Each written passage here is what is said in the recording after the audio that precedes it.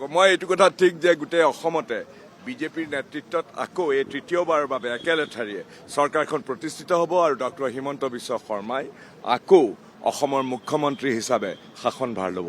Thank you. ভালেই হ'ব কাৰণ মই গোটেইবিলাকৰ লগত যোগাযোগ কৰি আহিছোঁ।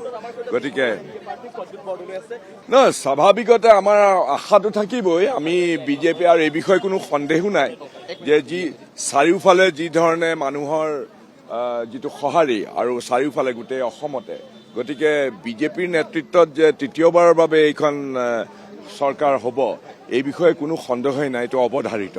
সেইটো ৰাইজে জনাদেশ ইতিমধ্যে সাব্যস্ত কৰিছে। জনাদেশ গম পোৱা যাব 3 ঘণ্টামানৰ পিছত। আপুনি কিমান আশাবাদী, কিমান ভোটত জয় হ'ব বুলি? মই এতিয়া সংখ্যাটো ক'ব খোজা নাই, কিন্তু এই বিষয়ে কোনো সন্দেহ নাই যে অসমৰ মানুহে আৰু দিছপুৰৰ ভোটদাতা ৰাইজে ইতিমধ্যে জনাদেশ দিছে। Thank you. বহুত